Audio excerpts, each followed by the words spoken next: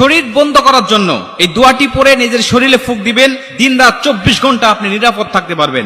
মানুষ শয়তান, জিন শয়তান, খবিশ শয়তান, নাফস শয়তান, ইবলিশ শয়তান, সমস্ত শয়তানের হাত থেকে আপনি সম্পূর্ণ নিরাপদ এবং হেফাজতে থাকতে পারবেন ইনশাআল্লাহ।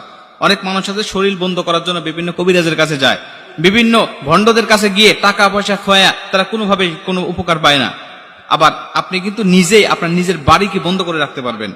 এটার জন্য আপনার কবিরাজের কাছে যাওয়ার দরকার নেই। আপনি কোরআন হাদিসের মধ্যে সব আল্লাহ রাসূল দিয়ে দিয়েছেন, আল্লাহ পাক দিয়ে দিয়েছেন। আপনি শুধু সেখান থেকে নিবেন, সেখান থেকে নিয়ে আপনার বাস্তব জীবনে আপনি আমলগুলো করবেন। আপনার ঘর আপনি নিজে বন্ধ করতে পারবেন। আল্লাহ রাসূল সাল্লাল্লাহু আলাইহি সাল্লাম বলেন, যেই ঘরে সূরাতুল বাকারা তেলাওয়াত করা হয় ওই ঘরে কখনো কোনো দুষ্ট জিন, দুষ্ট আত্মা, দুষ্ট কেউ আপনাকে ক্ষতি করতে পারবে না, আপনাকে নষ্ট করতে পারবে না। আপনার পরিবার পরিজনের সদস্য, আপনার সন্তান, কারো ক্ষতি কেউ করতে পারবে না যদি আপনি নিজেই এই সূরাতুল বাকারা তেলাওয়াতটা আপনার ঘরে করতে পারেন নিয়মিত।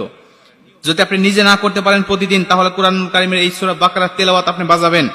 আপনার মোবাইলে হোক, আপনার যে কোনো ডিভাইসের মাধ্যমে হোক, এই কোরআনুল কারীমের তেলাওয়াত আপনি শুনবেন। অনেক মুহাদ্দিস বলেছেন যদি শোনা যায় তারপরেও আল্লাহ পাক এই সমস্ত কাজ থেকে হেফাজত করবেন। এরপরে আপনি আয়াতুল কুরসি পাঠ করবেন।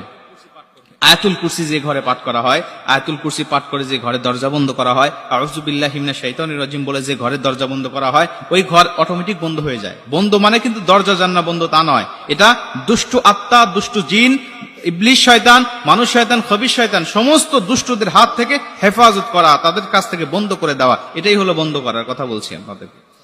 আল্লাহ রাসূল সাল্লাল্লাহু আলাইহি ওয়াসাল্লাম আরো বলতেন, ঘরের মধ্যে কখনো ছবি মূর্তি রাখবে না। যে ঘরে ছবি মূর্তি থাকে ওই ঘরে দুষ্ট শয়তান, দুষ্ট জিন বসবাস করে ওর মধ্যে। এজন্য এই সমস্ত বিষয় থেকেও আমাদের বিরত থাকতে হবে। আল্লাহ রাসূল সাল্লাল্লাহু আলাইহি ওয়াসাল্লাম আরো বলেন, ঘরের মধ্যে কখনো তোমরা নাপাকি রাখবে না।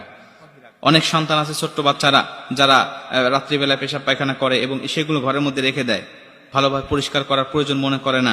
এগুলো কিন্তু খোলাভাবে রাখবেন না। আল্লাহ রাসূল বলতেন তুমি ঢাকনা যুক্ত জায়গায় রাখবে, ঢাকনা যুক্ত একটা পাত্রের মধ্যে রাখবে। তাহলে যখন নাপাকি জিনিস থাকবে তখন ওই দুষ্ট জিন, দুষ্ট আত্মা ওই সমস্ত জায়গায় যাবে এবং ওর একটি আসর তোমার সন্তানের উপরেও পড়বে। এজন্য ঢাকনা যুক্ত জায়গায় রেখে দিবেন।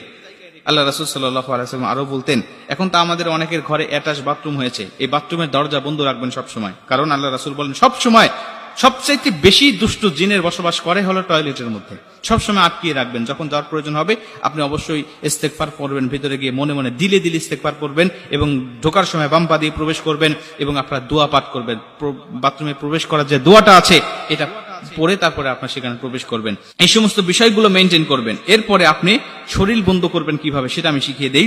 আল্লাহ রাসূল সাল্লাল্লাহু আলাইহি ওয়াসাল্লাম প্রতিদিন তিনি শরীর বন্ধ করতেন। ফজরের পরে এবং শোয়ার সময় তিনি দু হাতের তালুটা এভাবে প্রশস্ত করতেন। প্রশস্ত করে তিনি 3 কুল পাঠ করতেন। কুল আস-সালাসা, আরবিতে বলা হয় কুল আস-সালাসা, মানে 3 কুল। 1 নম্বর হলো সূরাতুল ইখলাস, 2 নম্বর হলো সূরাতুল ফালাক, 3 নম্বর হলো সূরাতুন নাস। এই 3টা সূরা পড়ে আল্লাহ রাসূল তার হাতের তালুতে ফু দিতেন এবং ফু দিয়ে তিনি পুরো শরীরে মালিশ করে নিতেন। আল্লাহ রাসূল বলতেন যদি কোনো মানুষ এইটা করতে পারে তাহলে যত বড় জিন হোক, যত বড় দুষ্ট আত্মা হোক না কেন, ওখান থেকে আল্লাহ পাক সম্পূর্ণ তাকে হেফাজত করে দেয়।